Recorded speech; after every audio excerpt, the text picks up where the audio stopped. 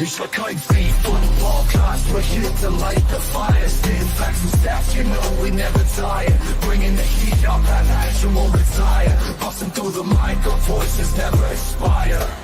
We ignite the spirit, never fading out. Light the torch, USC fans rise up high. On this podcast, we aim for the sky. Knowledge and entertainment, never alive. Together we stand, let the truth amplify.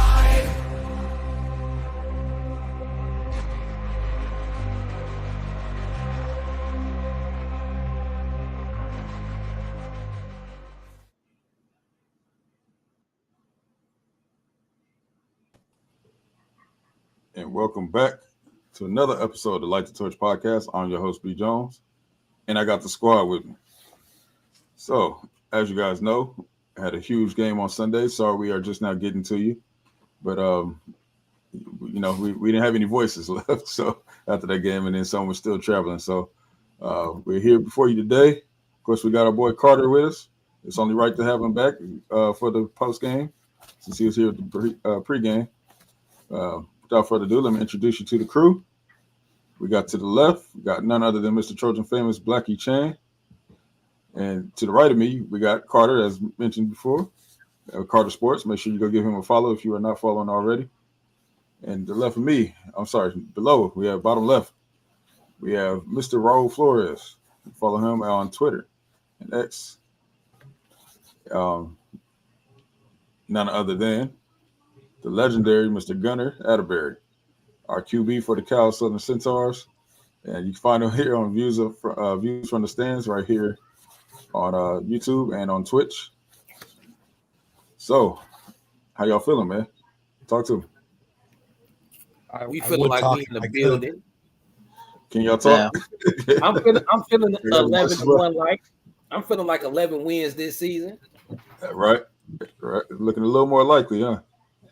It was a great Monday morning for me. I ended up going to the Caesar's Palace buffet, had some gumbo for breakfast and gumbo for lunch. I was trying to look for those LSU fans, couldn't find them. As you can see, my voice sounds a little raspy. It's because we were hyped on the game, so it's a great time. Right. Yeah, like so my what voice kind of hasn't gumbo is recovered. What kind of gumbo was that, bro? That tiger gumbo. The tiger wasn't ready for the fist fight. Nope. Yeah, man. I mean, I'm still hyped from Sunday, man. I've been going to sleep with a smile on my face since. Mm-hmm. So. How many times has y'all rewatched the game? Over, under 2 times? Over. I watched it twice so far. I'm probably gonna watch it tonight, if I'm being honest. Yeah, I've watched probably like 2 times, maybe 3 times. It's been like segments. Yeah, no, I watched it on the plane ride home. I watched it again today. So, yeah, I watched it. I've watched it 3 times already. Rewatched the game. Just looking at the highlights, it was a real moment. It was the best game I've been to myself live. So it's a great time. The crowd was electric. ESPN could quit saying their BS that it was 70-30. Right. It was more 50-50 to me, the crowd. The LSU fans were loud, but the SC fans were loud as well. So it was a great time. And at the end of the night, you could hardly hear any LSU fans. They were walking down, heads down. They were ready to leave, catch that plane, like my thing says. It was a long flight for those LSU fans. A long flight. Let me just say this right now. I'm extremely proud of the Trojan family, man. When we got there earlier in the week, Friday, it was looking kind of gloom, man. It wasn't you didn't see too many Cardinal and gold jerseys up there. But Camp Sunday, man, we was out there. We was there. We was packed the stadium out, man. And not only did we show up, we showed out, man. We knew LSU would be in there loud, with their chants. But Trojan family was right there with them, man, right there matching their energy. So they was loud, we was louder. And I was pretty impressed by the Trojan family, man. How we showed up and supported our guys. Yep. Yeah, AZ had some really good seats from what he was saying in the in the Inside Troy podcast. He had some good seats, like using the row 100s or whatever. I was like, dang. But that we were at a few points we were louder than LSU fans because they were quiet. Yep. So we showed up on every level, man. They told us they was going to outnumber us. We made sure that wasn't true. They told us they was going to out-physical us. We made sure that wasn't true.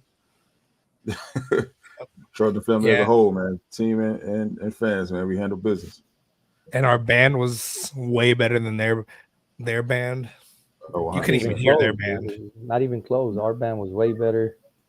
So overall. Yeah, it got into a little argument about that too. On our side. Yeah. Like I don't know. Like it was insane how we showed up as well. So and then I gotta say this. I'm sorry, Gunner, I won't put you on the spot, but Gunner was punking a few LSU fans out there. Yeah. See, y'all was worried about me and Raul, man. And Gunner, Blackie Chandler, what you have to worry about? Yeah, like I don't know, like okay, LSU fans they were respectful for the most part, the ones that I dealt with, except for one douchebag. It's always one. Yeah, I probably would have went to jail that night. So. All right. All right. Oh yeah, is that you, Quinn? Okay, was that?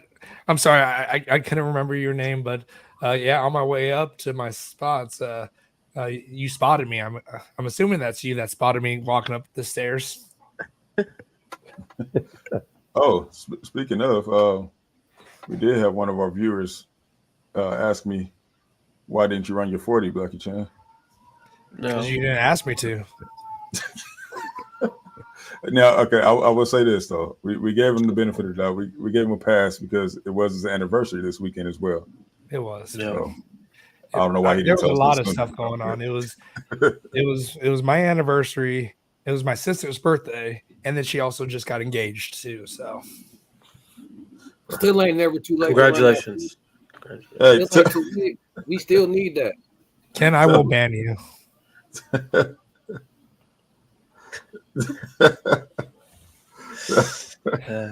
Hey, it's got to happen at some point, bro. It will. And I need you to do the cone drill. You want me to tear my ACL? I want your splits. I want your 40-40 splits. Hey, hold on, Blackie Chan. You're not the only one. I didn't see no field goals going up either. Yeah, Raul. Hey, I told Lincoln Riley I was ready for one kick. You would put me in there. I would have used that knocked kick at down. halftime. Yeah, That's a chip shot. I would have made that, but it's all right. He made up for it. Kicker made up for it. And one thing, I'll say this. We were getting touchbacks. We weren't seeing that last year. Bro. So that's awesome to see. We'll talk about that here.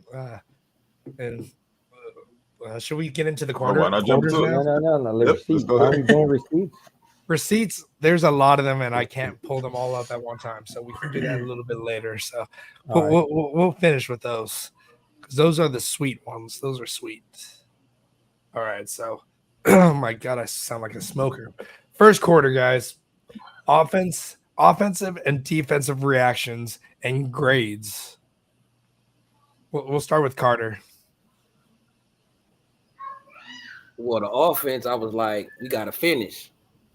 The defense was looking great. I mean, the first quarter ended 0-0. Nobody didn't score to the second quarter. But what I didn't like, it seemed like LSU had kept the ball the whole first quarter. Then we only one possession in the first quarter. Mm-hmm. Yeah. So I was kind of worried. Like, hold on, they holding the ball, they dinking and dunking. I thought they was gonna eat up the clock on them. So I was good about the defense. I like that goal line stance we had, but I was kind of worried they was gonna keep the ball away from us. So after the first quarter, Carter was nervous. All right. What grades would you give both the offense and defense? The offense didn't do nothing, so I'll give them like a C. Well, I get a defense A though. this For the is not first- just for the first quarter. This is for the whole game. Oh, the whole game? Yeah. Oh, okay. The offense, I get an offense a B plus. We left some points out there. I feel Okay. like we left probably at least like 10 points out there. We left a touchdown out there. Then another play where we got a field goal. We could have got the touchdown, but Jacoby Lane had that penalty, so it backed us up. And I say a B plus on defense too. I feel like we didn't even play our best game. That's what's scary about our team. I feel like we scary, bro. We scary because I don't even feel like we even played our best on both sides, and we still should have won by at least 10 points. Yep. Okay. Guns, what do you got?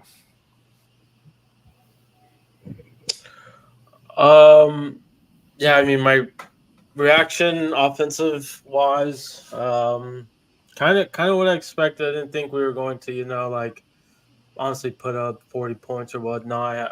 My prediction was like 31, so we're obviously pretty close there. I actually thought the offensive line played better than I kind of anticipated, honestly. Even from a run game standpoint, I thought there were still going to be some issues there, honestly. Defensively, kind of what we've kind of been talking about, but just seeing it in person and live. I mean, that was just a different animal, I guess you could say, and it was really great to see. I mean, just it's pretty amazing what a team can do with the new coaching change, new philosophy, new culture in terms of the defense. So, yeah, just still in awe, just honestly from Sunday. And my grades, I would say offense, I would say a B plus in the range area. I would say defense. I mean, I'm going to say A minus. I think there's still some things you can improve on, but I mean, they're pretty almost perfect in my opinion. Yep. Roll. Yeah, I mean, kind of what Gunner said, kind of what I expected myself too. The offense, I thought we weren't gonna be having super explosive plays like left and right like we've had over the past 2 years. But Caleb, obviously, it's Miller Moss. It was gonna be a little bit more, just being a little bit smarter, getting the passing a little bit faster. I think he averaged like 2 or 3 seconds. I think that's what they mentioned. So he's getting rid of the ball quickly. I did expect the O line to maybe potentially struggle a little bit, which was surprisingly, they didn't. I thought they held up very strong and they didn't really allow Miller Moss to get pressure. And I think he got 1 sack the entire game, maybe 2. But overall, I thought the offensive line did great. I would have liked the running game to be established a little bit better, have more consistency behind the running game. And then the wide receiver stepped up. Obviously, Karan Hudson with those 2 amazing catches, the one-handed catch. What are we calling that again? The catch, The catch of the year. the catch, and then Really, the last big catch at the end, right where he caught it. It's a spectacular catch as well. Not only did he did a spectacular catch, but he got hit with helmet to helmet, and he still held on to that ball, which was huge. So overall, I was happy with the offense. It was what I expected. The offense did get better as the game progressed. So I'll give it a B. right. And then defense, kind of what I expected as well. I thought we were going to be physical. We were going to be ready, prepared, and ready for that fist fight. But shout out to the O-line from LSU, whatever his name is. You weren't ready, but we were. And, they showed out.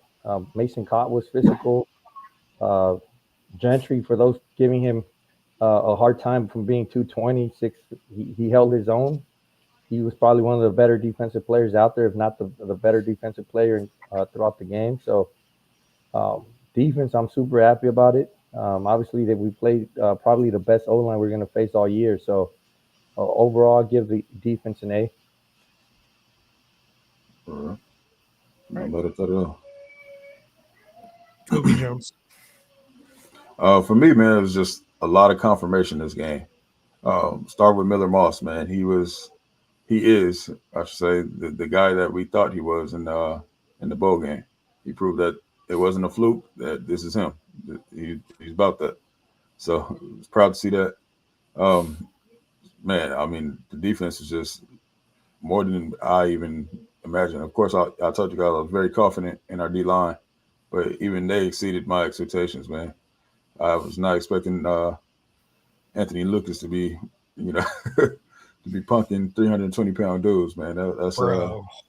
That's what I love to see, man. Anthony Lucas put himself on the map this game without even recording a sack. I don't think he had a sack, did he? No, we I didn't don't have think we one get a sack. sack. Did we No, get a but yeah. sack? No, No, we Nah, didn't he had get one plenty of sack. hurries though. He was on Nussmeier's butt. But yeah, I mean, it's just a lot to look forward to. But at the same time, offensive side, we did leave some things on the board, which is expected in the game one. You know, we didn't bring our A game; we brought our B game. So I'm gonna have to give them a B. Defensively, there's still some things we need to tighten up. You know, there was really only one mishap in the run game, man. But aside from that, man, we look pretty good, man. You can see what's going to be happening. By the time we hit midseason form, man, I don't think there's a team in the country that's going to be able to mess with us. And I told you guys, man, Gentry is a problem every time he is on the field, and it don't matter where you put him, he's going to be an issue. He almost had a pick, man. He just, it was a step late.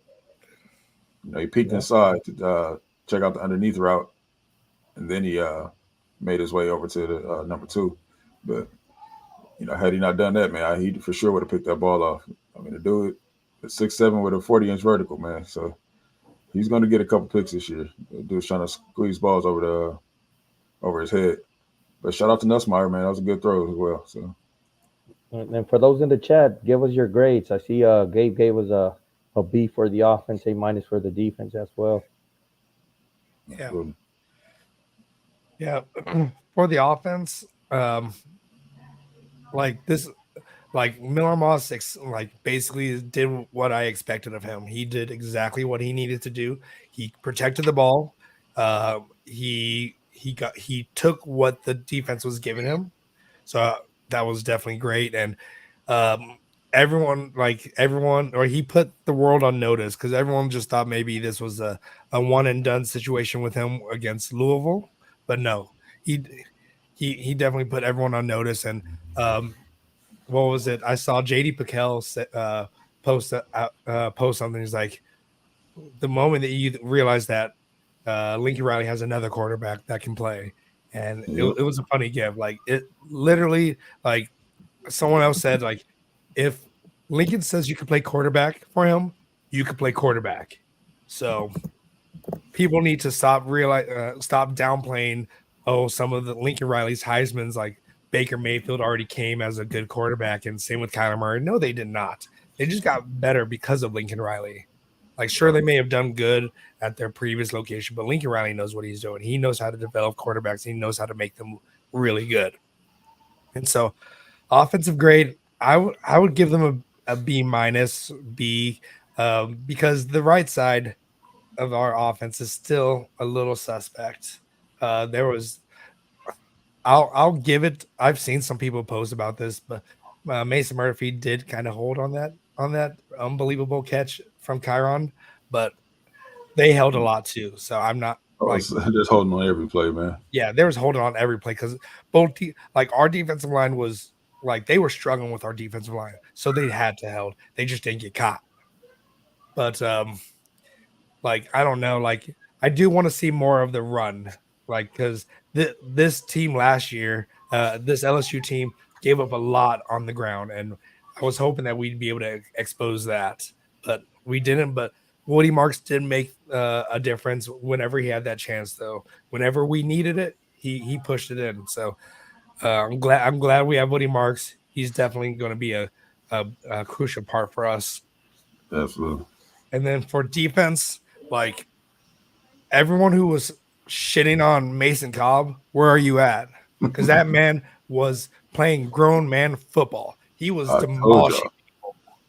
I told y'all, you guys need to forget what he did last year because it's all Grinch's fault. Everything that with this defense was Grinch's fault, and it shows. when they posted that video of everyone of like all the defensive staff coaching, you could see that out on the field, their coaching affected them on the field, and they were making plays all over the field. Like Eric Gentry, he he made that saving tackle on the goal line as well, and uh,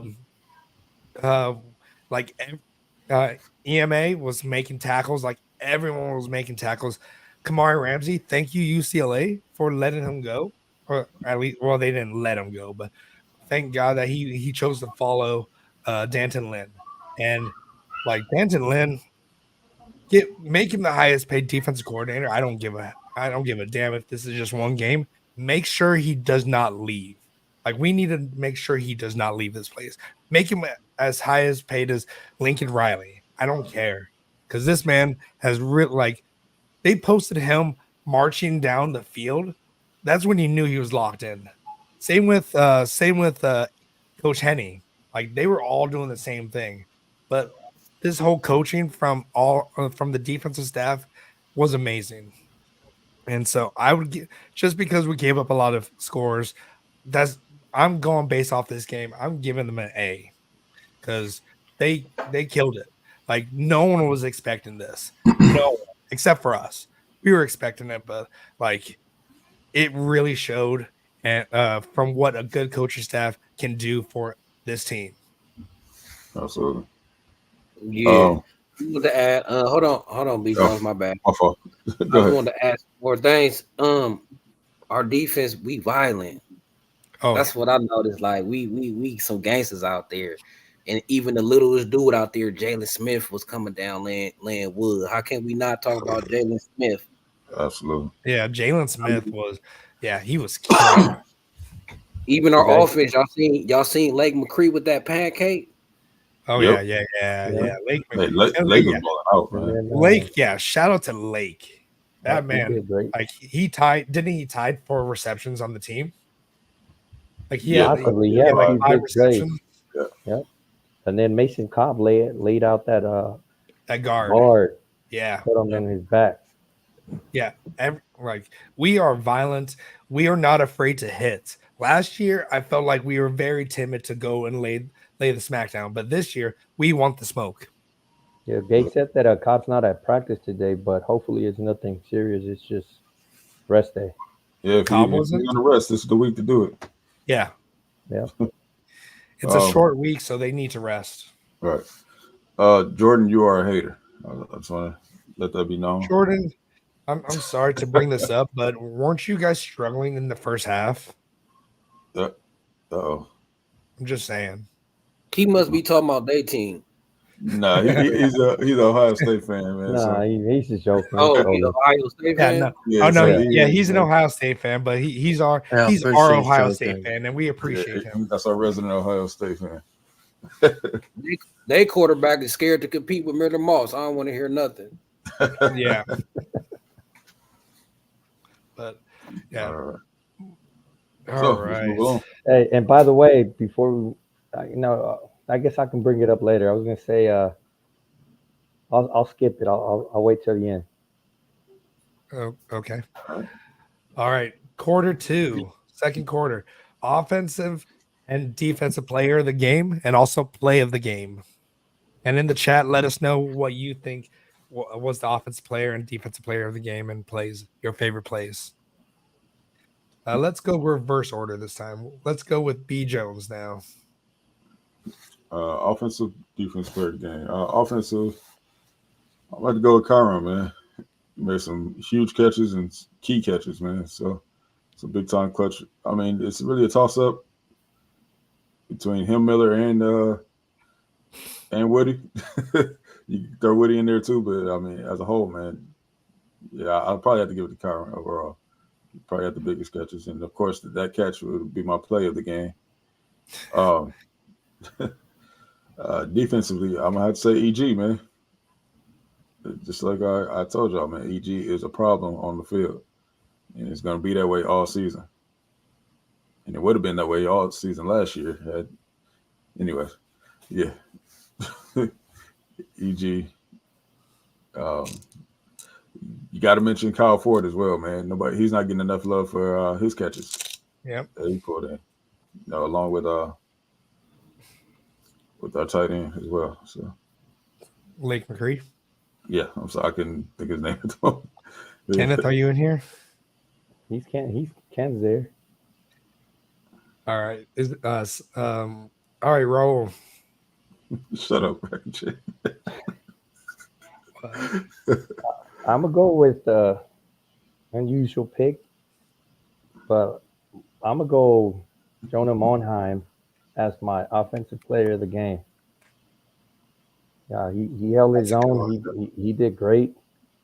It was a big upgrade from last year. So he did great for switching positions. I'm gonna have to give it a Jonah, and he showed out, and the reason why a lot of NFL teams are looking at him this year. I think a big part of why the O line had success this past game. And then defense, I have to go with Gentry too. I think you said Gentry, right? I can't remember, Mhm. but yeah, I'm gonna have to go with Gentry. He stepped up. He had huge stops at the end. I think it was the 4th and 2 where he got him, or the 3rd and 2 or something like that. It was a short third down, and he stepped up and got the guy to behind the line and gave us the ball back to take the lead. So I'm gonna have to give it a Gentry. All right, cool. Guns. So my offensive player of the game, I'm gonna go Miller Moss. I mean, I think you can just say offense overall. Take any player really on that team, but yeah. And then my favorite play, and you can call it corny if you want, but the last play, the game-winning touchdown, the rushing touchdown, with I'm just celebrating. So I think I'm always gonna remember that play. To be honest, defense. I'm gonna say that fourth quarter, 3rd and 1 play. I think it was like 7 minutes left when we were down 4, where we got the stop and obviously we got the ball back.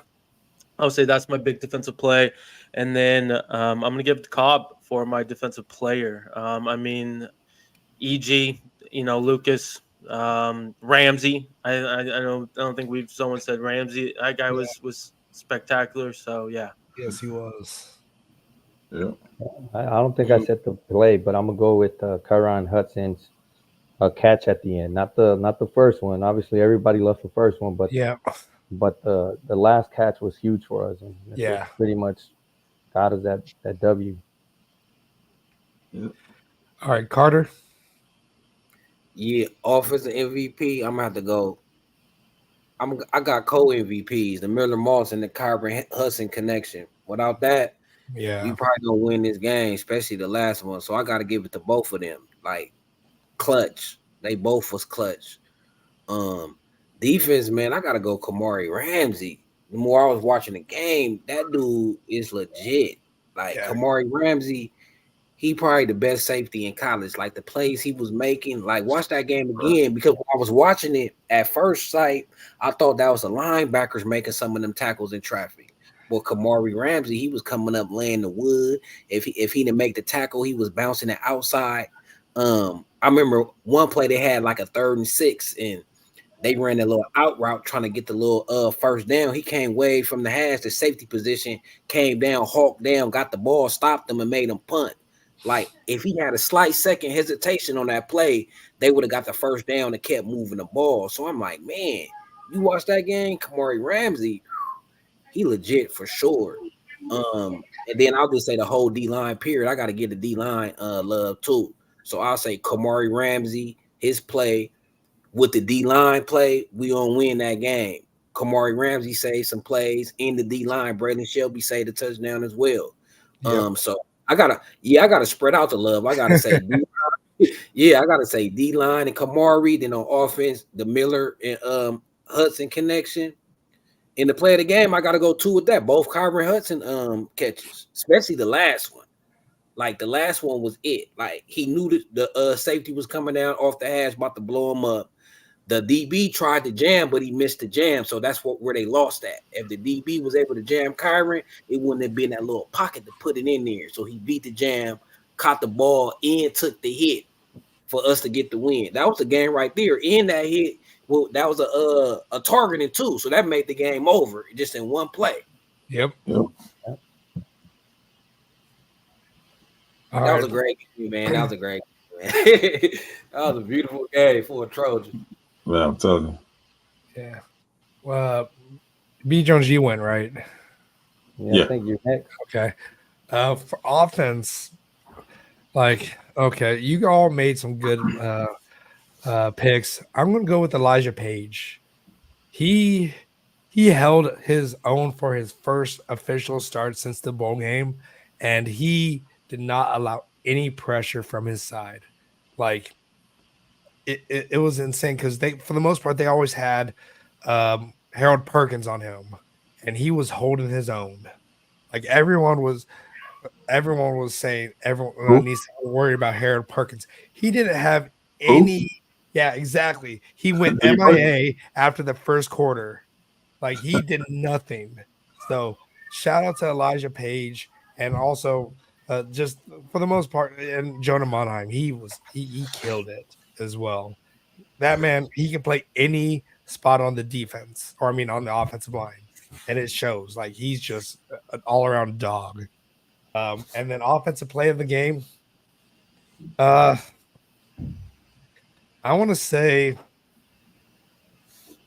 I will go with Woody Marks's touchdown at the end because we weren't running the ball at all, really, and we had 12 seconds left, and Lincoln Riley was like, because he was talking about, he was saying that Woody Marks is going to find that crease eventually, and he did, and it came at a crucial time because everyone was saying, "Oh, just down it, so we can set it up for a field goal." But Woody Marks was like, "Nah, fuck that. I'm going in and I'm winning this game." So I'm going to say that run by Woody Marks definitely sealed the deal for us. And then for what? Sorry, go ahead.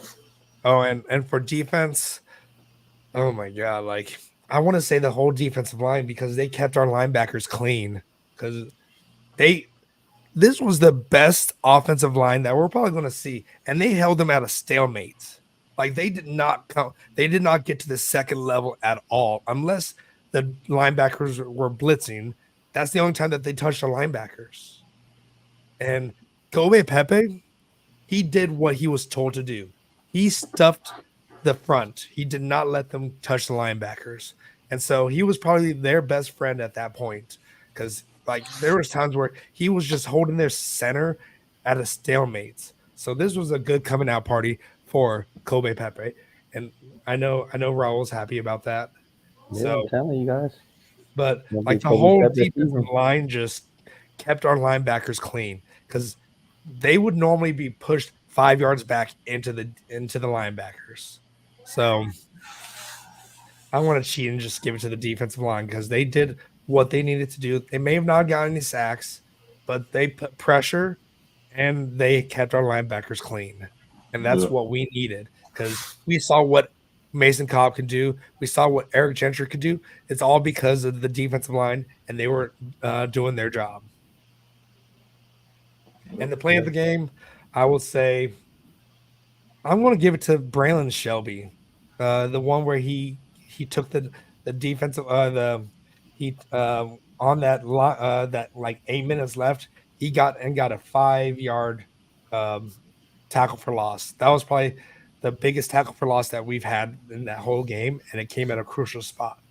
I know it was on like second down, and it wasn't like a big game changer portion of it, but it definitely like kicked it up into gear and helped us get that 3 and out for that drive. Yeah, but you brought up a good point, BC. That D-line had that offensive line shook. I think he had 2 false starts, and he's the one that said he was ready for that fist fight. So he was ready for a fist fight, but he wasn't ready for a war because he went to war and he lost that war. Hey, in the double down on what Blackie, what you were saying about Kobe Pepe, he was drawing more double teams than Bear, bro. Like, Facts. man, Kobe, he was like an immovable object in the middle. I seen one time they had dudes on him. He still held the line. Yep. So man, we getting the Kobe Pepe we need. He that true nose tackle, man. I'm happy he stayed. He's another guy. Everybody talking about Miller Moss staying.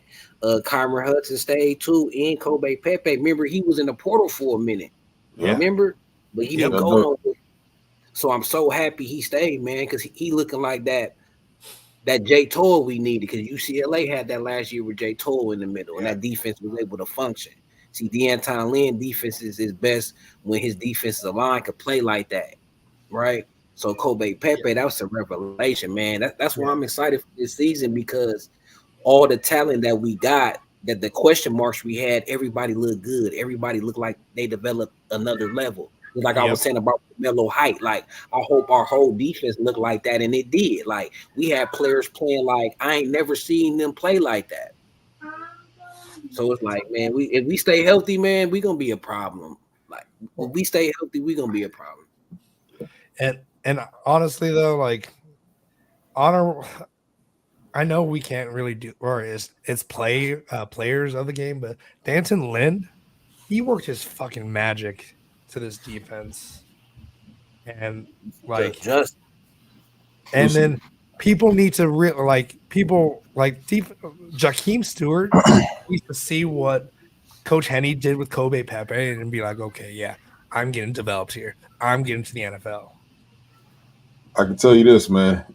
Guns and I just happened to run into the coaching staff as they were headed to the game. They were locked in, man. I'm talking about they were 1,000-yard stare as they was walking.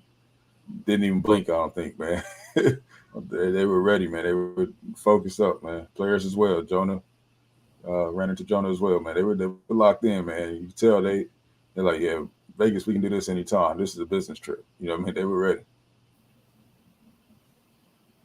Yeah. All right. Anyone else want to add anything to this, or do we want to move on to the next quarter? But I would just say just another play I kind of thought about while everyone was talking was the touchdown Jacoby. I mean, that was just a very, accurate ball, and obviously a great catch as well in separation. So that was really cool. Yeah, like that was a good what is called read by Miller Moss to go for that free play, because he had someone in the flat or whatever, but he chose to go for Jacoby, and it paid off. Yep.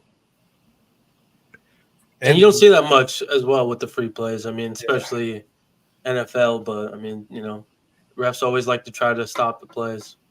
So it was good. Yep. All right, guys, moving on to the third quarter. What did we learn from this game? Let's start with Guns. So what did I learn from this game? Their defense is real. I mean, they're gonna put 100% effort into it. They're gonna be lined up correctly. They're gonna know their assignment.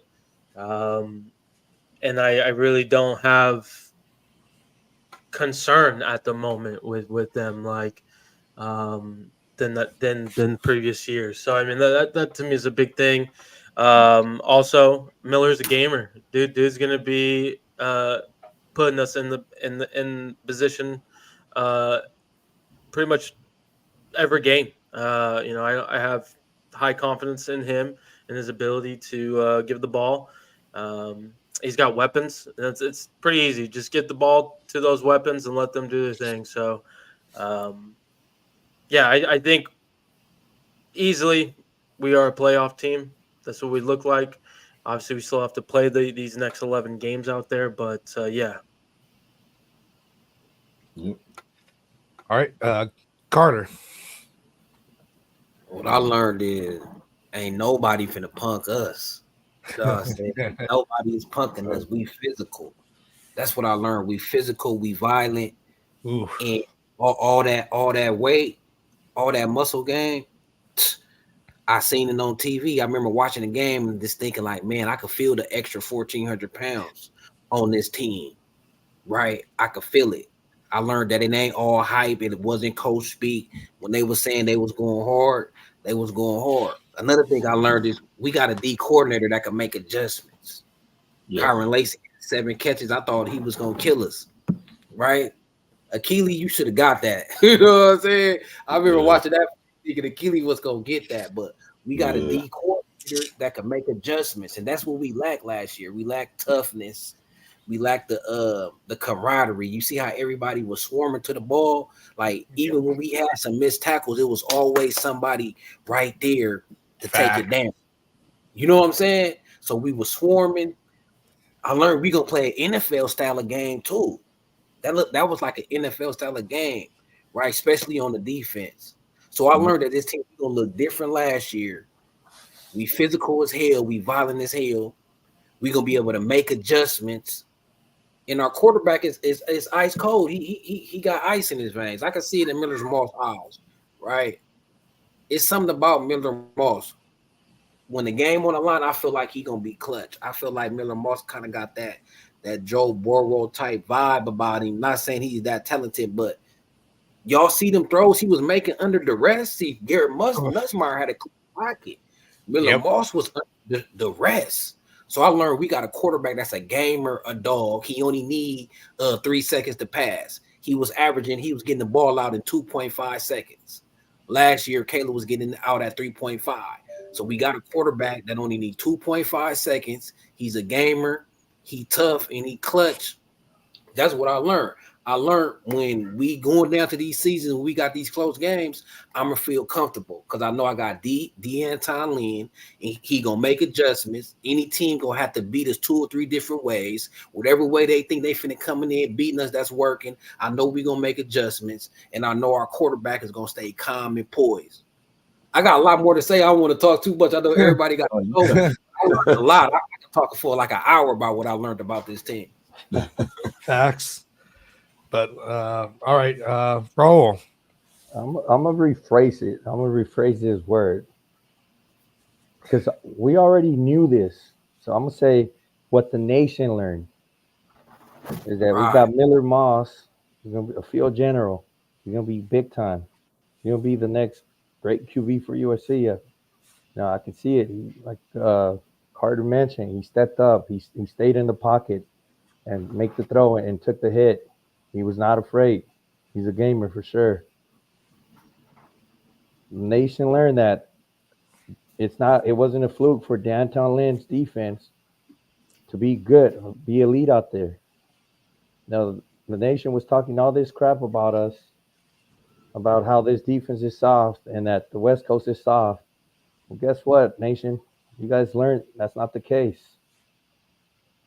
We also learned that the offense is, they're not going to take a step back from last year. Yeah, it wasn't as flashy as last year, but, they still stepped up and they're going to continue to get better. And the nation's going to keep learning. So, we all knew this already about this team. Just a future reminder, I do have a future bet on the 7.5 wins on USC and then for them to make the playoffs. Yep. So best believe this team is going to make those playoffs.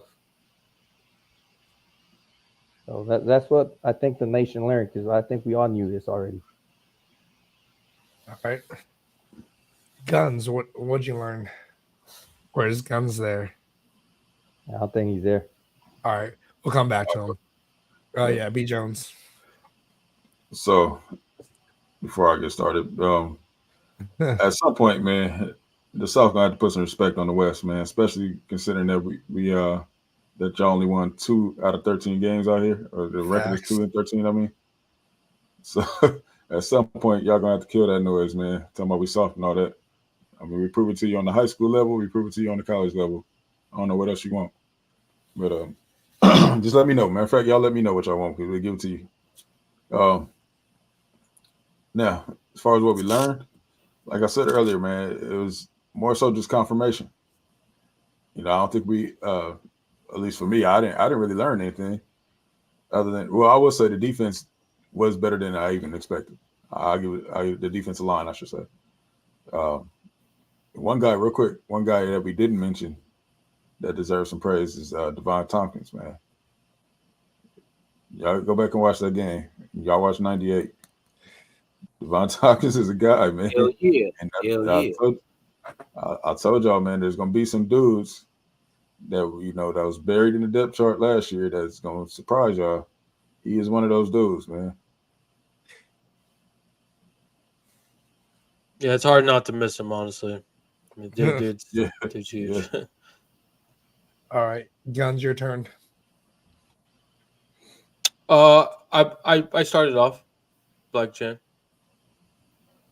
I mean, I can go again if you want me to. Yeah. Okay. Yeah. My bad. We're Sorry still in the about third quarter. No, you're good. We're still in the third quarter, right? that. Yeah. Yep. Yeah. I started it off. Yep. Mm-hmm.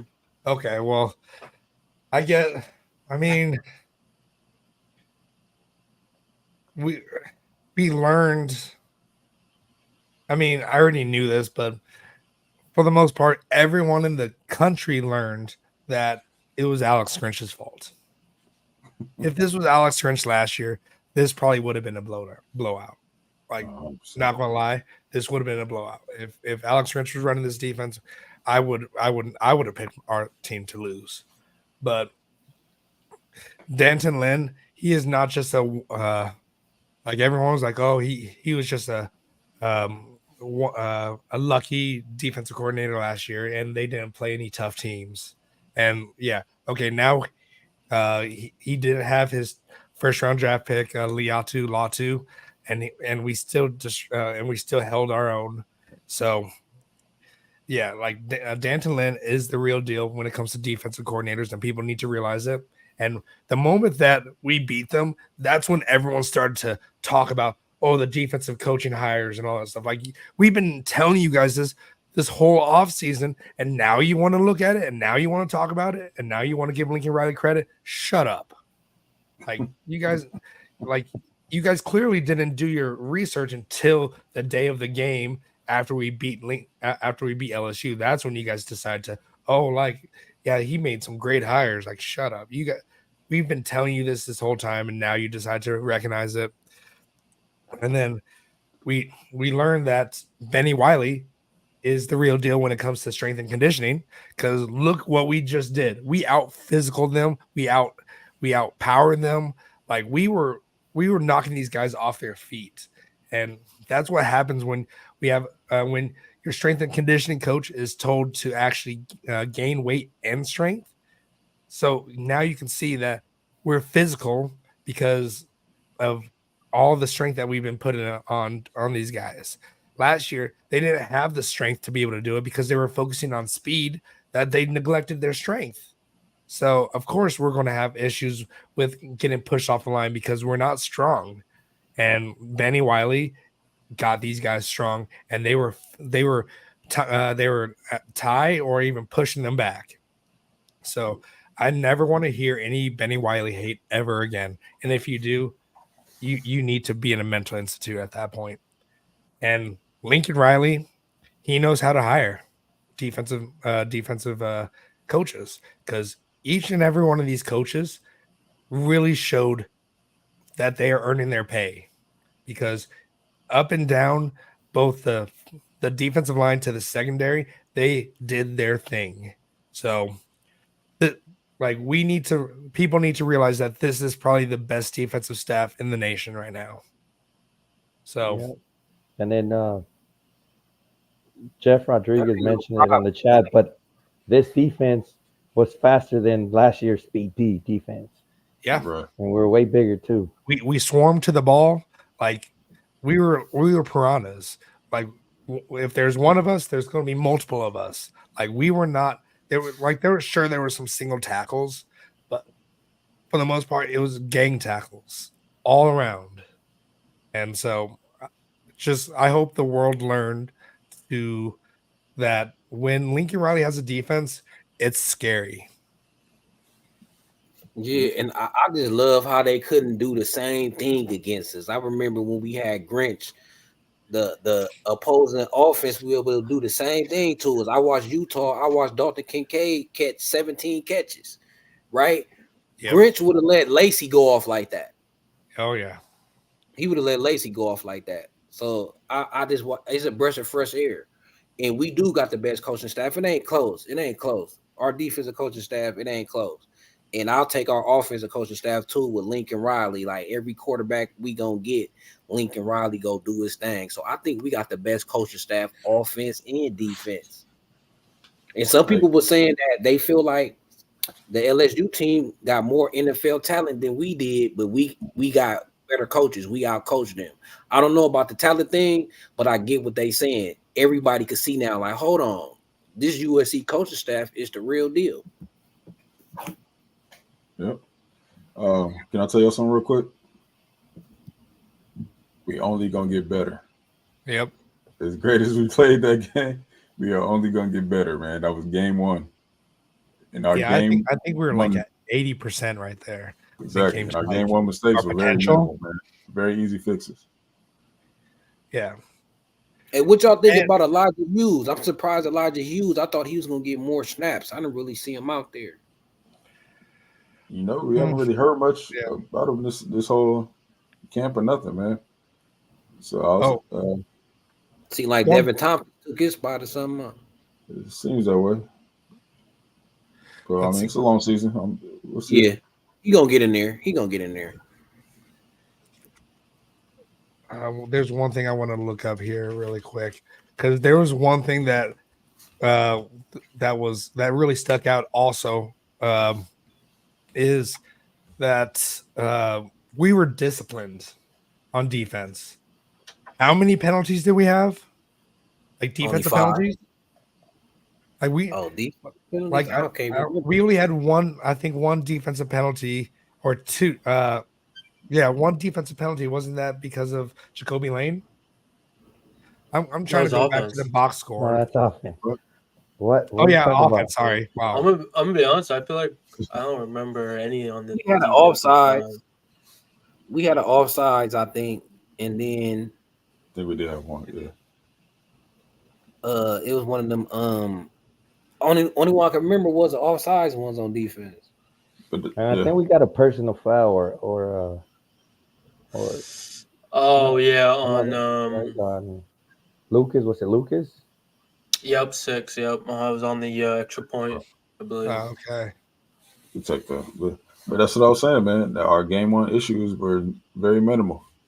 Yeah, so we were 6 of 50 of our penalties, and then LSU was 10 of 99. We had a delayed game too. Yeah. No, did we? Okay. Yep, last year that would have been the opposite way, and it probably would have been more. Last year they scored in the red zone every time. I seen the stat during the game. They said our defense got scored on 93% of the time in the red zone. I'm like, that was that was good, man. I seen that stat, and they showed DeAnton Lynn with UCLA. They was like at 50. Oh, and check this out. So for third down conversions on defense, I think we were 3 of 9 for them. No, sorry. No, they were 5 of 13. So they were 38% on third down conversions. That's insane. That would not have been like that last year. If people wanted to go for it on third down, or they would have made a third down, even if it was like 3rd and 15, 3rd and 29. Like last year when we played Utah, and we really needed to stop, and they were like 3rd and like 18. The pig farmer ran for 25 yards on us. So this defense knows what they're doing because of the obnoxious communication and the way that Danton Lynn instilled this defense. They know what they're doing. They attacking, man. What I seen, they wasn't thinking out there. Everybody knew their assignments. They was doing it. They was playing it fast. They trust the teammate that was next to them. They didn't try to make extra plays. It just looked beautiful out there. With this, the confidence they played with. Comparing, just looking at the team from last year. Come on now, man. Like these coaches, just like I said, I'm excited to see Michigan versus Texas. I need to see how Michigan look versus a good team. Right. Right. if we win that Michigan game, our recruiting y'all know our stock already rising since we won that LSU game, right? You know, Jakeem Stewart retweeted like 10 posts about USC. He retweeted the score. He retweeted the catch. He retweeted the post game videos. He retweeted other players' tweets about USC. Bryce Perry Wright, another big time defensive lineman, he retweeted and said, "Coach Henny is like, man, I'm on Twitter. These kids, Jakeem Stewart, I think he in the bag." And he said he got 2 big announcements to make this week. And I'm thinking he gonna announce that he gonna reclassify and then he gonna go to SC. But y'all go to his Twitter. It's full of. He even retweeted Dave Emmerich. He even retweeted Dave Emmerich. You would think he was a USC fan. He didn't retweet nothing about LSU, not even during the game, right? His retweets was all about USC. That's true. And even if other players tweeted anything about USC, he was retweeting that.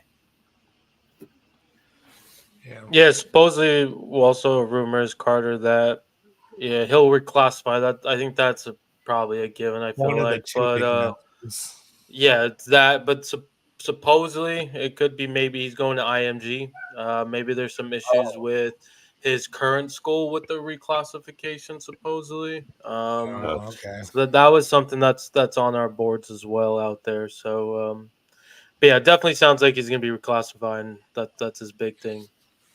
All right. Let's move forward then. Here, we can go on for hours about this, so we gotta make sure this show doesn't go on for that long. So, let's move on to the fourth quarter AP/coaches poll reactions.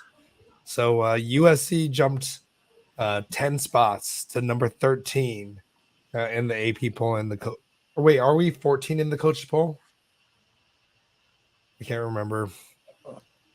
Coaches, I think we're 14, and then AP 13. I think we're like right by each other. Okay, on both. But the one that really anyone cares about for right now is the AP poll. But so, what's your guys' thoughts on that? We'll start with B. Jones. As far as the AP poll, that's about where I was expected to be. You know, so it wasn't a big surprise there. So I was happy to see that they actually made sense as far as when it comes to us. You know, they usually do us. But what I was more happy to see was Oregon dropped 7 spots. Yeah, because they played Idaho and didn't do shit. Right, and they're looking real suspect right now. So we'll see what happens this weekend. But you know, we might see some flips coming from Eugene. Do you think this is an appropriate spot for us, or do you think we should be top 10 like a lot of the fan base think? I mean, I would say if we were ranked any higher to begin the season, then of course we would be a top 10 right now. Yeah, the issue is, you know, they put us at 25, so you know, jumping 10 spots was more than enough to them. You know what I mean? Considering. Yeah. All right, Raul. Yeah, I'll piggyback on B. Jones' statement there. I do think that, you know, we're in a good spot, 13, preferably be in the top 10. I do think our team deserves it. But, I mean, I understand that, you know, some of these rankings do go play into last year's. And obviously last year we did terrible. So, you know, I like where we're at. I'll let the nation keep underestimating us. We're going to prove them wrong. And then Oregon, all that hype, and they nearly lost to an FCS team. Yeah, it was like they were up by 3 points going to the half, right? No, it was worse. I think it was in the fourth quarter. It was pretty close. There was like 8 minutes left in the fourth quarter or something like that, and it was like they were up barely by like 3 points. So, yeah, I mean, people keep hyping up Oregon. You'll soon will learn that they're like the Clippers. They end up choking when that matters the most. I'm just saying. Why are you taking shots at B. Jones? Yeah, he's not a Clipper fan anymore, man. It's all right. Oh yeah, I forgot. He entered the transfer portal. I forgot about that. All right, Guns. Thoughts Yeah, I mean, from our standpoint, I think it's perfect that we're 13. I think we deserve to be at least top 15. And I think throughout this season we're going to be a top 10 team. So really have no issue kind of from that standpoint if not being a top 10 team right now. Others, yeah, I mean Oregon, they deserve to slide. I'm actually surprised that they actually slid. Would have anticipated maybe sliding like 2 spots, but they slid like 7, so that was surprising to me. So good to see that there are actually some experts out there that do the AP polls and all that ranking stuff. Um, I mean, other than that, nothing really kind of caught me off guard. I didn't think LSU was going to slide far.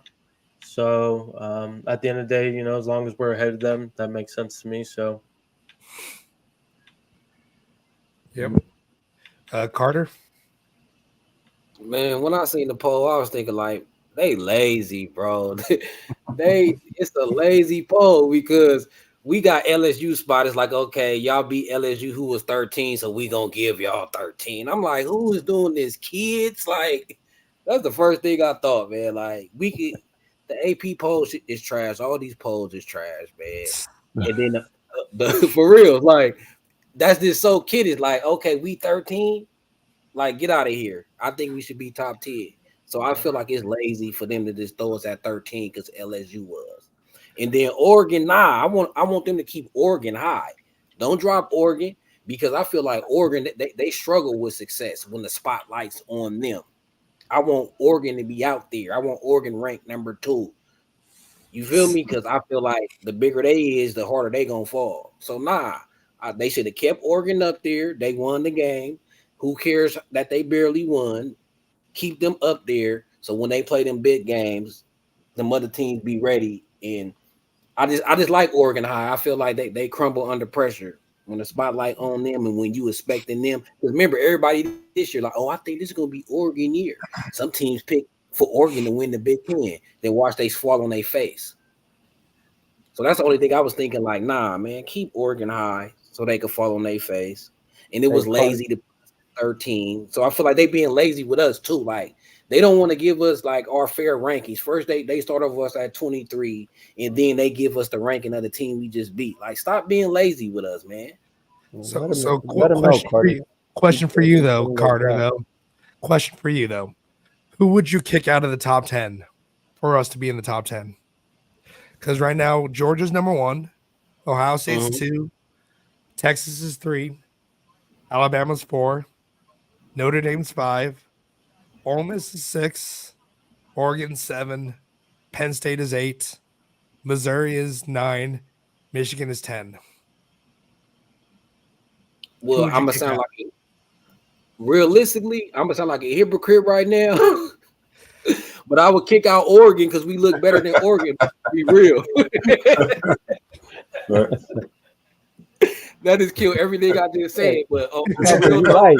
But you are right. Where was that same energy, Carter? Come on. No, but he's right though. If he's talking with his brain, Oregon doesn't deserve to be there, realistically. But he has a point. Oregon does choke under pressure when the spotlight's on them. They're not used to it. So he makes sense. But no, it's gonna be a great season when you see all those Oregon fans crying at the end. Yep. It's like it's the most saddest thing you can see. You see those Clipper fans, they have all this hype, this championship year. And at the end of the day, they get heartbroken every year. Every year. So it's gonna be the same thing for Oregon fans this year. It's nothing's changed. And you guys aren't a blue blood. We are. That's another thing, man. They try to claim their blue blood, name themselves the team out west. Ain't nobody calling y'all that, but y'all. Like, come on, man. Yeah, I don't get it. If anything, I may take out Missouri. But I know because they lost their defensive coordinator to Louisville, not Louisville, LSU. So I don't know, but I'm happy with us being at 13. I'm perfectly fine with that. It still gives us room, and it's going to be interesting. because I don't think Michigan's going to win against Texas, but we need them to win because then it'll be just that much better for us. Because if Texas loses to them, I hope they lose to maybe them by like 3 points, but they have a walk-on quarterback that's starting right now. So it's going to be an interesting game. And I think we're going to learn a lot from this Texas-Michigan game on how USC is going to win this one against them. We're going to learn a lot from it. But I guess I'm rooting for Michigan over Texas. But yeah, I think we're good at 3. And Oregon, keep them in the top 10. I'm fine with that. I just can't wait for their downfall when it comes because it's going to happen. Because I don't think they're going to beat Ohio State. I want them to stay where they're at and then get humiliated. Like I'm waiting for that. But they kind of already did get humiliated by beating Idaho by 10 points. So that's already humiliation in itself. But keep them where they're at. Make sure that they feel nice and good until they get destroyed. Boise State, don't they play Boise State next? Yeah. Yep. Where at? It's going to be at Oregon. Mm-hmm. Do you guys know that Boise State's undefeated against Oregon? Yep. And they got so mad that one of their LeGarrette Blunt had to punch one of their players. Yeah. Yeah, about that. They a soft mental program. They soft mentally. Yeah. All they know how to talk with is what's his name? Phil Knight's checkbook. Yeah. They don't know. They can't back anything up. Like all they say is like, "Oh yeah, we got all these recruits." But what have you done with these recruits? Yeah, like you're not getting anything out of them.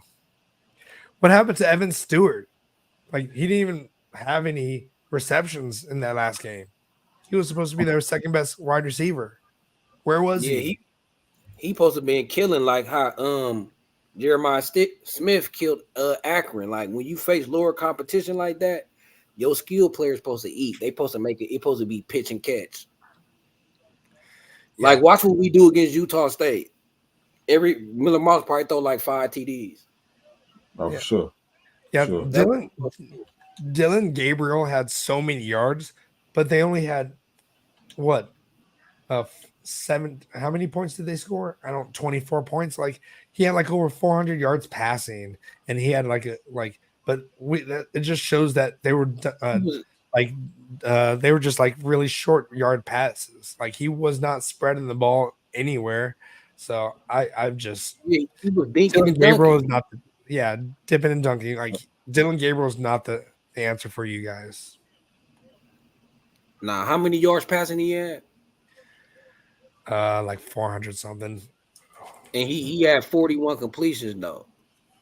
Yeah. Right. But I seen the stat. He was only averaging like 7 air yards. So the furthest he was throwing the ball down the field on average was 7. Right. So I think he's a lesser version of Bo Nix. Exactly. Like Bo Nix is dink and dunk, but every now and then he gonna hit you over the top. Okay, so this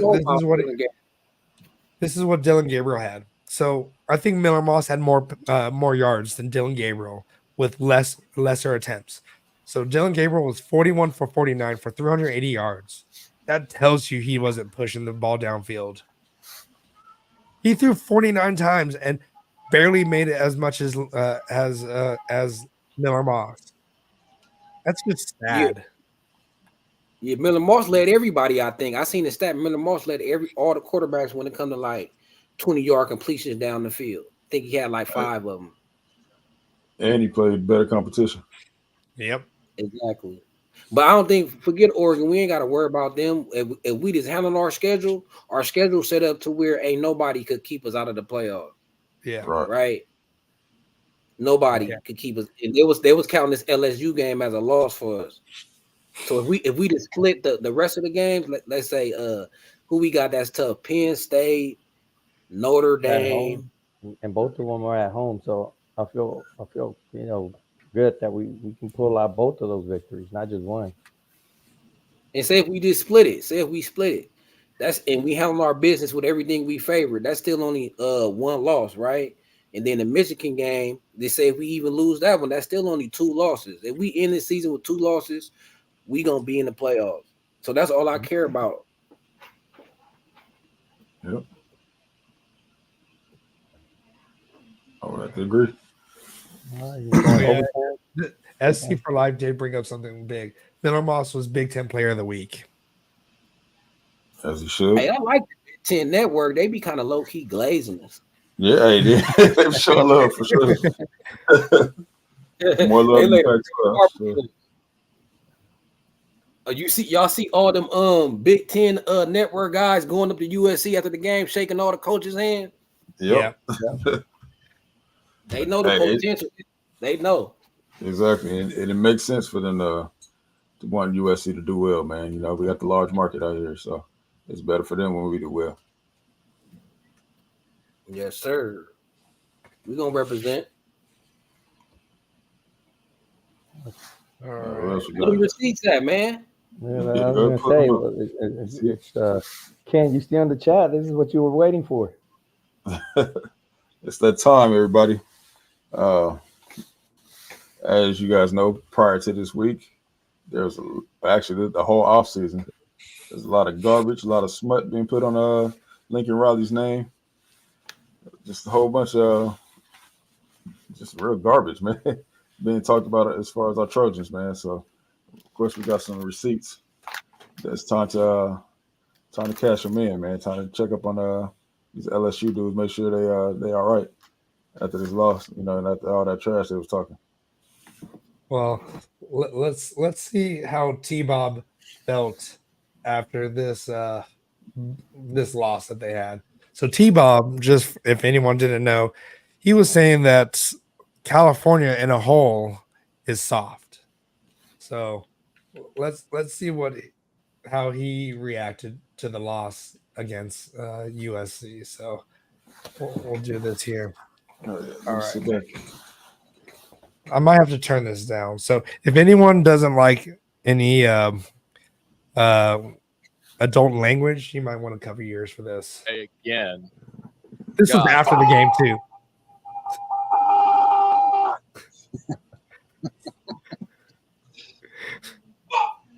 Fuck me in the dick.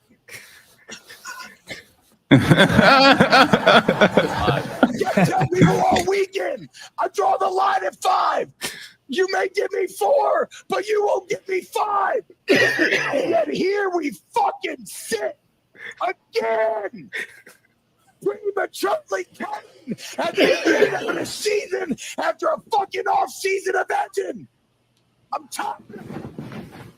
I'm fucking fed up. I want to play this Citadel. I'm done. I'm done with these big first games. I'm fucking done. Fuck. We should be a big pussy program like Alabama and play South Alabama or some shit. Western Kentucky, wherever they play. Citadel. Yep, play the Citadel. Run out there like fucking South Carolina and with your quarterback with fucking glasses who threw for like 6 yards and win a game because you play nobody. Oh my fucking bro! Oh my god, dude! Oh my god! There's a lot to break down this game, and honestly, Yeah, that's ASMR for me right there. But he said we were soft, though, right? That was guts, bro. I didn't see that. I could listen to that all day. But he said we were soft, and that the West Coast people were soft. If only we were tough, right? Hey, but I respect dude because he came back and said, "Hey, you know what? USC was more physical than us." Yeah, I'll give him that. He did. He kept the He same. was energy. pro. Yeah, he ate his crow. He ate his crow. Yeah, Unlike Paul Feinbaum. Oh Yeah. yeah, man. Now all of a sudden LSU is a 6th place SEC team. Right? The After 6th best team now. Why was after they he ranked 13th then? Yeah, after he was saying, "Oh yeah, Lincoln Riley's a trash head coach," and then and Brian Kelly is a good coach. He's done good things and all that stuff. And then after that, he's like, "Oh yeah, they're bottom. They won't even make the SEC, or they won't even make the playoffs if they're like the 6th best team in the SEC." Shut up, dude. And here's another. This guy's he's a decent sized streamer, and he was talking about mad shit. about USC. But let's see. Like this is right once. Okay, a little background behind this guy. He the only reason why he doesn't like USC is because he was with a girl that was a huge USC fan, and apparently he even told this story on his stream that when they were having adult interactions, she started screaming another guy's name from SC. So that's his reason why he doesn't like SC is because a girl traumatized him because he wasn't doing it for her in bed. So, all right. Wow. Wow. Sing I right didn't now. know that one. Lee Hart might make it a moot point, and he does. Talk about all the field goals and what he marks. Rumbles into the end zone, and USC is on top with 8 seconds to play. Fuck USC. Fuck USC.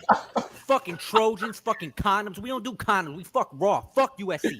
Fuck that bitch too. Fuck the whole team. Fuck USC. Fuck. Bum ass school, bro.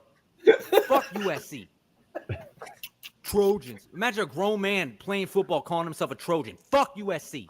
Fuck Southern California. Fuck it all. You fucking kidding me? Fuck the refs too. Yeah, I just spit on my fucking camera, bro. 55 to 60 yards away from the line of scrimmage. Nussmeier throws an interception, and that's how. Okay, yeah. All right. He ended the stream right then and there because of that. It sounded like he was about to say, if you want to be down with USC, then F you then too. Well, like, okay, this guy's an idiot. He's a moron too, because the moment that he was saying that when that girl was screaming the other guy, he was like, she was trying to turn me gay. Bro, the heck? That's not how shit works. What?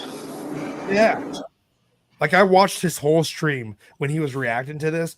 This dude said that that targeting on Kyron Hudson wasn't targeting. They all did, man. I can tell you, I was sitting by a bunch of LSU fans, and they were all like, "That's not targeting." I even played a replay back on my phone. Slowed it down for him. Yeah, they're saying he was saying that he led with his shoulder or whatever, and then he said that catch by Jacoby Lane, the one where he was fading back and he caught it. It wasn't the touchdown, but the other one that when Miller Moss was under duress, he said that he dropped it, and that they didn't replay it because they didn't want to show that he dropped it. The dude is the biggest conspiracy theorist I've ever seen when it came to all these plays from USC. And it was just mind-boggling from how They did delusional that review man. that catch though. Yeah, they did. Hey, But They went to commercial. he break. wasn't I know even y'all- he wasn't even watching the game live. He was just watching the highlights. Oh, okay. Hey, Weird. Carter, I have a question for you. Where are all those LSU haters at? Or LSU fans, the ones hating? No, where are they? We told them to be here to keep that same energy. Yeah, no, Same thing happened to those fans out there. Thursday, when you went probably- live? Oh, go ahead. I was gonna say Thursday, like you said, they were full of LSU fans, right? They were saying Yeah. Uber drivers and all that in Vegas. When I got there Saturday, full of LSU fans, see them all over restaurants, talking all their crap, saying that it was gonna be a long day for us. Come Sunday after the game, you know those dogs when they get scared and they put their tail inside their inside. That's how the LSU fans were walking over that tunnel or that bridge. Not saying a word. Gunner was over here punking 2 or 3. I felt bad for them. They said West Coast guys are soft, but Gunner over here punking them. Guys had to let them know. Yeah.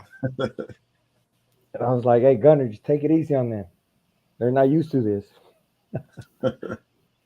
But and then come Monday, I was excited. I was like, all right, I'm going to check out from the hotel.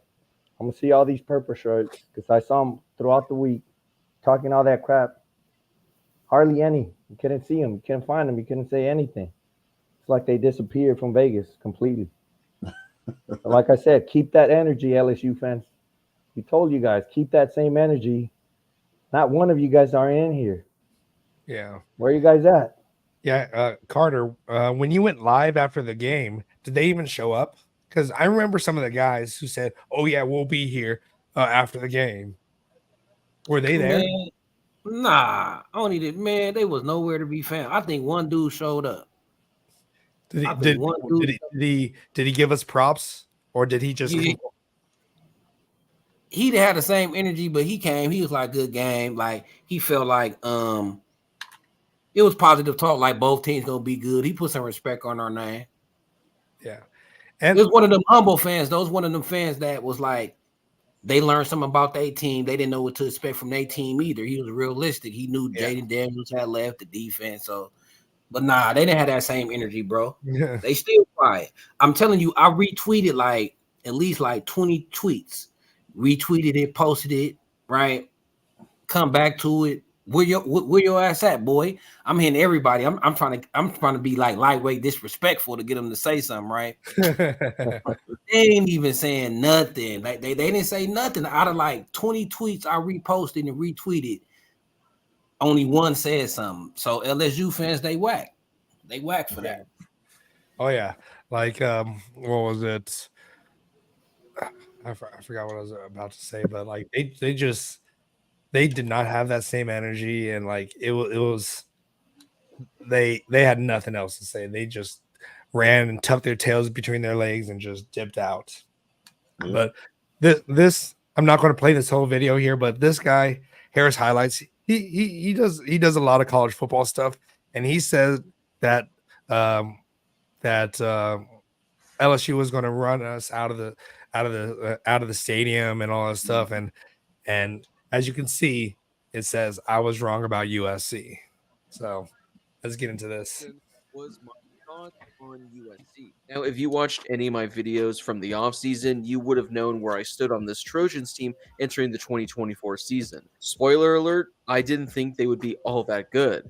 And spoiler alert, I was really, really wrong on them. Before we get to today's video, make sure to hit that subscribe button and turn on those notifications if you're new to my channel. If you're watching this channel. So make Trojans for all my life. It's one of the best college football communities here on YouTube. Having watched and followed the Trojans for all my life, last year was probably one of the more disappointing seasons that I can remember for them. They had national championship aspirations, and instead, they were playing in the San Diego Holiday Bowl. Entering the 2024 season, they were losing former Heisman and #1 overall pick Caleb Williams. So, of course, I thought they were going to be a lot worse than they were last year. There was a lot of hype surrounding this USC team all offseason, and they were in the top 25 AP poll to begin the season.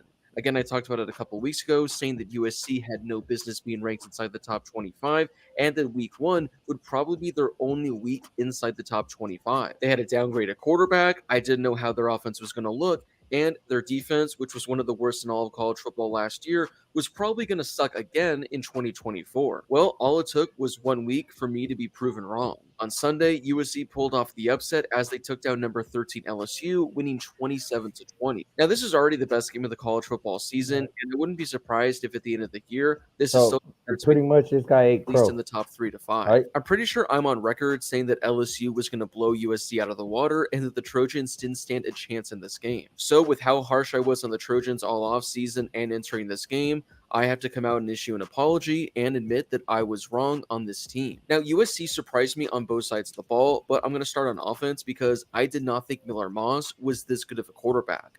We saw what he did to Louisville in the Holiday Bowl last year, but that was a bowl game. A lot of starters weren't playing. You can't really put too much stock into that game. Well, against LSU in his first major start, Miller Moss threw for just under 400 yards while completing 27 of 36 passes. He looks like a veteran quarterback out there, not a guy that has very little experience under his belt. I mean, there were points during the offseason I wasn't even sure if he was going to win the quarterback job. I mean, if you just look at his last 2 games that he started, he's thrown for, 800 yards and like 6 or 7 touchdowns. That's a pretty solid 2-game sample size. So if this is the kind of quarterback that USC is going to be getting for 2024, I think they're in really good hands because Miller Moss looked like one of the 5 to 10 best quarterbacks in all of college football this weekend. So although Miller Moss really impressed me, I think my biggest takeaway was USC's defense. Now, if you look at the box score, you probably won't be all that impressed. They did allow 22 first downs, and they allowed over 420 yards of offense. But there were numerous times in this game in which USC's defense stepped up and made the big plays when they needed to. I mean, if you watched USC at all last year, that was one of the worst defenses in all of college football, and whoever they were playing, well, they did whatever they wanted against USC. Whether it was running the ball, whether it was throwing the ball, whatever it may be, any offense that was facing this defense last year had whatever they wanted. And that wasn't the case this past weekend. Now, I get it. LSU's team isn't quite the team it was last season. They did lose a lot of talent. They lost their Heisman winning quarterback. They lost a couple of really talented wide receivers, but this is still a really, really solid LSU Tigers team. And yet, USC's defense made a number of big time plays, and ultimately, that's what won them the game. Miller Moss throwing for 400 yards was sure great, but USC's ability to hold this LSU offense to only 20 points, that's absolutely crazy. I mean, the over-under in this game was 67 points for a reason. People thought that LSU was going to hang at least. I'll stop it there. But Thanks. yeah, a lot of people like this guy. He's an ASU fan, so take that with a grain of salt for that. Yeah, I don't. Sounds like to me that he's just a casual who makes good highlight videos.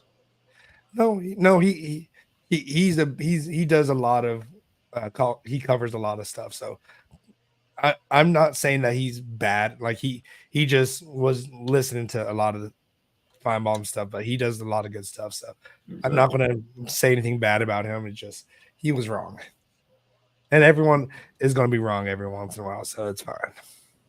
He was following the national narrative about USC. Yep. Like, do your homework. Like, you can't be out here talking trash and you don't do your homework about a team, right? If you did your homework about us, I wouldn't say you would expect our defense to be lights out like it was, but you should have expected improvement on our defense if you know football, right?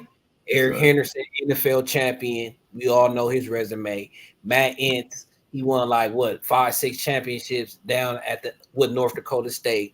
Doug Belk sent 5 DBs or was it 4 DBs to the NFL out of Houston, right? So if you do your homework, a quick study, you should know we was upgraded this year. So I don't have no mercy on them. I don't care what you do. If you're gonna speak on that, do your homework. That's all I'm saying. All right, and last one here. This is going to be T-Bob again. Just him putting respect on USC's name here. Let's see.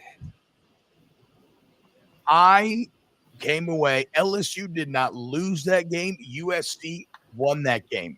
I came away impressed first and foremost with the physicality of USC team. This was an LSU offensive line that we expected to be dominant, and they were not. I can think in my head about 4 to 5 times that USC hit an LSU ball carrier and noticeably drove him backwards, popped him backwards. I cannot think of one instance of LSU doing the same to USC. So I thought there were worlds out there where LSU would lose this game because they would be outskilled. And to be clear, I think you could see the deficiency between that LSU secondary and the USC weapons. But ultimately, I think LSU lost this game because they got out physical. USC punched him in the mouth, and Miller Moss was great. And in the moments when he had to have it, his ability to turn it on and find the plays where his counterpart, Garrett Nussmeier, who was great for the most part, but in the highest leverage moments, Moss found the plays, Nussmeier did not. USC's O-line cleared the holes, LSU's did not. You can't talk to me about wanting to run the ball and how you're going to run the ball, and then you don't get a 3rd and 1 with the game on the line, or Nussmeier in that throw to the flats to extend a drive with the lead at the end that could maybe he spikes it into the ground. So very impressed with USC overall. And here is my week 1 overreaction of the weekend, Aaron Murray. USC looks more Big Ten ready than does Oregon. After entire offseason of shit talk, the USC Trojans by far looked more Big Ten ready than did the Oregon Ducks. I wish we knew what else he said after that, but I kind of figured he was just going to say that we're better than the Ducks. So. Yep. Hey, but I gotta respect that though. Hey, just like I was saying, if you was asking me who was going out of the top 10, it would be the Ducks. Yep. The game So- is played on the field, man, not on paper. Yep. Not with just handing out bags of money. You actually have to coach. And clearly, Oregon's not getting coached up right because they have all these 5-stars that they still right under our noses because they were able to give them the bag, and they did not produce at all.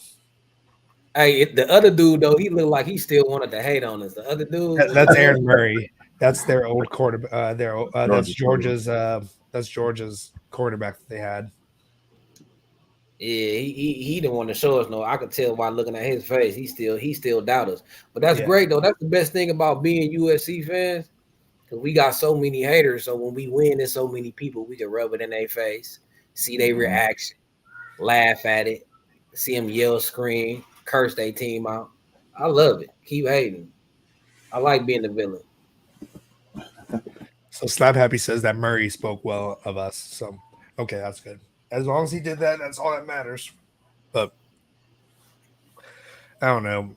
I'm going to come out with a video hopefully tomorrow if I can finish it tonight. Just everything, even the Paul Feinbaum kind of stuff. So, Hey Carter, did they ever get back to you? Not really. Nah, they didn't have. They probably watching right now, bro. They just ain't saying nothing. Ooh. The LSU, Probably. I know they watching. They probably just ain't saying that. They gotta be watching. I know they is. Because remember the last time we went live, they was on here talking trash like, yeah, we gonna come back after the game. I remember Raul was telling them like, hey man, just make sure y'all come back after the game. Where they at? We told them to keep that energy, but they didn't. Right. All right. I think we've had enough therapy. Not therapy, just Celebrating. We celebrating over here. Yeah. Because this, I just need my voice to come back. Quick prediction: what y'all think about the Utah State game? Oh yeah, that's tomorrow's show. Tomorrow. Oh yeah, that reminds stay us. tuned for that. Yep. Sorry, we're going to be having a quick turnaround. We're going to come back tomorrow at 8 or 6:30 Pacific. Yeah, so we'll be back tomorrow with our updates. Yeah, it's gonna be the Utah State versus USC pregame. We need revenge on the pig farmer. Yeah, and then Slap Happy brought it up before I forget. This would have happened. The same thing would have happened back in 2003, LSU versus USC. Absolutely. But for all of you LSU fans, I always say you guys can suck it. That's right. Yeah. So if you wanted some idea of how how this weekend's game was going to go, we did do a simulation on CFB 25 right here on the channel. You can check it out if you want. It pretty much went the same way I think it's going to go Saturday. So we're not going to sleep. We don't sleep on any team. We're taking it one game at a time. We can sleep on them, but the team can't.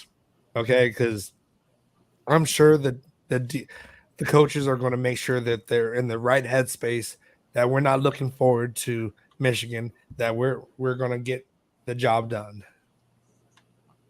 Utah State, they got some skilled players though. No, they do. They do. Their quarterback can run. We know all about that. Well, that quarterback better be ready. I know some of these defensive players are going to be ready. They remember him. But everybody, join us tomorrow. We're about to end the show here. It's been an hour and a half now. We appreciate all of you guys that showed up. Carter, again, always a pleasure having you. Got to do this more often. Absolutely. For sure. And everybody that's watching on my channel, y'all already know what it is, man. Subscribe to both channels. Make sure y'all hit that like. Go rewatch this back on their channel. You know what I'm saying? Let my boys get some views. We got to get them up to 1,000 subs, man. Yep. Yes, sir. Y'all about to get it. Season going, y'all about to get it. Yeah, we better. You know what I'm saying? All right, so I think that's going to do it for us. Tune back into us tomorrow, man. We'll be here 6:30. Fight on, guys. Fight on.